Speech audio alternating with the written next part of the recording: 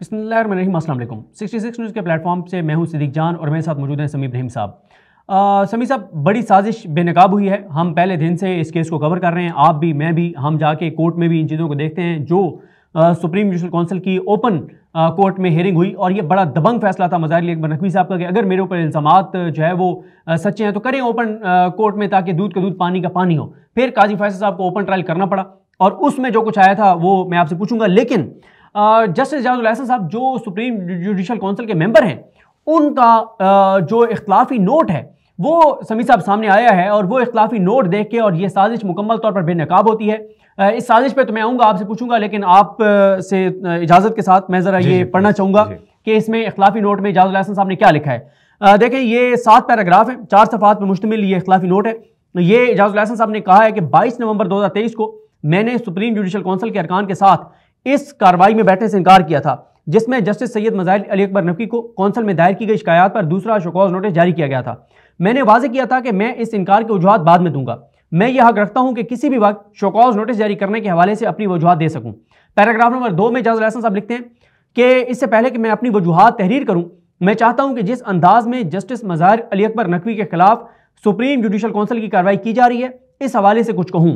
बदकिस्मती से मेरी राय में रवायात के बरक्स गैर ज़रूरी तौर पर जो है जल्दी में और एक जेलसी है, हसद है, उसके तहत यह कार्रवाई चलाई जा रही है। सुप्रीम जुडिशल काउंसिल आइन के आर्टिकल 209 के तहत अपनी जिम्मेदारियां अदा कर सकती है। इस आर्टिकल के मतन में कहा गया है कि सुप्रीम जुडिशल काउंसिल इंतहाई एहतियात और तफसीली बहस के बाद कोई अमल करेगी। ये वो फोरम है जहां पर कोई अक्सरियत नहीं और ना ही मेंबरान में से कोई जो है वो अक्सरियत से इख्तलाफ करता है। जस्टिस मज़ाहिर अली अकबर नकवी के खिलाफ कार्रवाई में इस अप्रोच की खासी कमी पाई जाती है। डिबेट नहीं हुई, डिस्कशन बिल्कुल नहीं हुई, ना ही उसकी इजाज़त दी जाती है कि आप डिस्कशन कर सके, कोई मेंबर डिस्कशन कर सके। एजाजुल एहसन साहब कहते हैं कि 22 नवंबर 2023 को दूसरा शोकॉज नोटिस जारी करने की कार्रवाई में भी कोई बहस नहीं की गई, कोई गौर नहीं किया गया और इस अंदाज में जो कार्रवाई चलाई गई है, इससे पूरे अमल पर नाखुशगवार शकूक व शुबहात पैदा हुए हैं। मैं इसी वजह से जिस तरह से ये कार्रवाई चलाई जा रही है, मैं इससे इख्तलाफ करता हूँ। पैराग्राफ नंबर 4 में वो लिखते हैं कि जहां तक मज़ाहिर अली अकबर नकवी पर लगाए गए इल्ज़ामात का तल्लुक है, मेरी राय में वो बगैर सबूत और बगैर शहादतों के हैं, उनकी कोई कानूनी हैसियत नहीं है और बादी नज़र में ये हक़ाइक़ के मुनाफी हैं। अच्छा, पैराग्राफ नंबर 4 को मैं बस ये बता के स्किप करता हूँ कि उसमें उन्होंने कहा है कि उनकी तमाम चीज़ें पैराग्राफ नंबर 4 और 5 में उन्होंने कहा है कि जो इनकी चीज़ें हैं मज़ाहिर अली अकबर नकवी साहब, वो डिक्लेयर्ड हैं सारी, और वो सारी डिक्लेयर्ड हैं और उन्होंने जो है उनको अगर मौका दिया जाता वो सारी चीज़ें एक्सप्लेन करते। और उन्होंने कहा कोई ऐसी चीज़ मौजूद नहीं है जिसकी बुनियाद पर उनके खिलाफ कार्रवाई की जाए और उनको उनके टैक्स रिटर्न मौजूद हैं, सारी चीज़ें मौजूद हैं और अगर कि टैक्स की ऊंच नीच है तो वो टैक्स ऑर्डिनेंस के तहत उनके ऊपर कार्रवाई बनती है, सुप्रीम जुडिशल काउंसिल की कार्रवाई बनती नहीं है।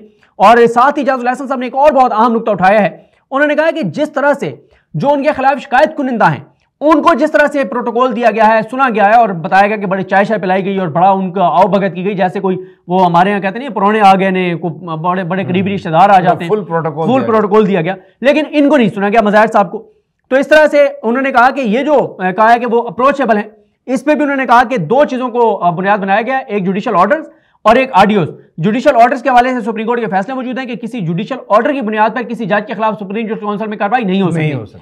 और जहां तक ऑडियो का मामला है, ऑडियो का भी सुप्रीम कोर्ट ने क्राइटेरिया तय कर दिया कि वो ऑडियो कब काबिल कबूल शहादत होगी। तो ये समी साहब उन्होंने कहा है कि फौरी तौर पे ये नोटिस जो है ये वापस लिया जाए, कोई उनके खिलाफ कार्रवाई नहीं बनती, डिक्लेयर्ड चीजें हैं, टैक्स का मामला है, टैक्स अथॉरिटीज देखें, इस तरह से नहीं देखा जा सकता। समी साहब, जल्दी क्या है मज़ाहिर साहब को निकालने की? जल्दी ये है कि ये लंदन प्लान में तय किया गया था कि मज़ाहिर अली नकवी को इलेक्शन से पहले निकाला जाएगा सुप्रीम कोर्ट से। ये काजी फायज़ ईसा की खुशनुदी के लिए ये लंदन प्लान में चीज़ें शामिल की गई थी। ज़ाहिर है जब काजी साहब, मैं तो I will not mince my words, काजी साहब ऑन बोर्ड हैं पूरे इस मामले में, जिसमें नवाज़ शरीफ को अहल किया गया है, जिसमें इमरान खान के ख़िलाफ़ जो कुछ किया जा रहा है वो एक प्लान के तहत, वो जो नून कमीशन है जिसे हम इलेक्शन कमीशन कहते हैं, उसको काजी फायज़ ईसा साहब अदालतों में प्रोटेक्ट करते हुए नज़र आ रहे हैं। इसी प्लान में ये मज़ाहिर अली नकवी साहब का जाना है। और आपको याद होगा कि मरियम नवाज़ साहबा अपने जलसों में वो मज़ाहिर अली नकवी को उन्होंने तनकीद का निशाना बनाया, उसकी बात की, और सबसे बड़ा जुर्म क्या था कि उन्होंने नोट लिखा चीफ जस्टिस साहब को कि आप ये जो पंजाब और केपी में इलेक्शंस तो हो ही नहीं रहे, और वो जो मामला था वो इलेक्शन से रिलेटेड था, क्योंकि अपॉइंटमेंट जो थी डोगर साहब की वो इलेक्शन कमीशन निगरान हुकूमत के बीच में जो मामला था, तो बिल्कुल कानून के मुताबिक उन्होंने सब कुछ किया। लेकिन जल्दी ये है कि लंदन प्लान में जो कुछ था, क्योंकि ये यहाँ पर बात रुकेगी नहीं, इसकी और भी परतें हैं, और भी लोगों ने निशाना बनना है, इस पूरे निज़ाम को हॉस्टेज बना के इन चोरों लुटेरों के हवाले करना है और खुद उनके साथ मिलकर बैठकर मजे उड़ाने हैं और इस मुल्क को लूटना है। देखिए समी साहब, मरीम नवाज साहबा ने अपने जलसों में ओपनली टारगेट किया था मज़ाहिर अकबर नकवी साहब को, और फिर जिस दिन मज़ाहिर साहब के खिलाफ ये रेफरेंस वगैरह दायर किए गए, उसी दिन वकला तंजीमें जाके शहबाज शरीफ साहब से मिली थी। तस्वीरें मौजूद हैं, खबर मौजूद है कि वो जाके मिले, और फिर कुछ वकला के हवाले से शहबाज शरीफ साहब ने अनाउंसमेंट्स भी की थी। समी साहब, वो आप उस दिन थे कोर्ट रूम में जब ओपन कोर्ट में मज़ाहिर साहब का ख्वाजा हारिस साहब को बोलने नहीं दे रहे थे काजी फायज ईसा साहब, और वो जो सारे के सारे लोग वहाँ पे शहबाज शरीफ से मिले, तस्वीरें खिंचवाई, और उसके बाद वो यहाँ पर आ गए। और देखिए, मैं जो शिकायत कुनिंदा है, हमारा साबिक कुलीग है वो एक, जो मज़ाहिर नकवी साहब के बारे में, लेकिन मैं नहीं तसव्वुर करता था कि कोई इस हद तक जा सकता है, कोई इस तरह की बात कर सकता है। और जो एक उन्होंने जो शिकायत जो की है, मैं इस पे हैरान हूँ।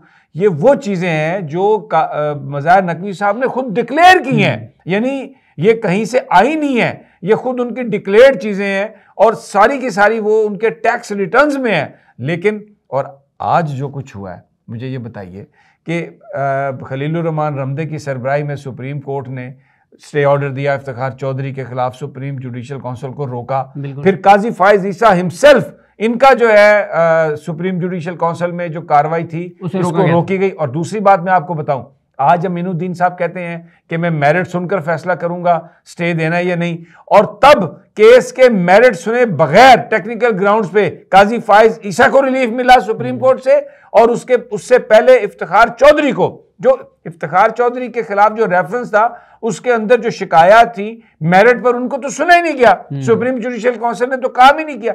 लेकिन अब जबकि एक सुप्रीम जुडिशियल काउंसिल के रुकन जो सीनियर तरीन जज हैं इस वक्त, वो अगर ये लिख रहे हैं, तो इसका मतलब तो ये है कि ये तो ताउफुन ज़दा निज़ाम है सारे का सारा।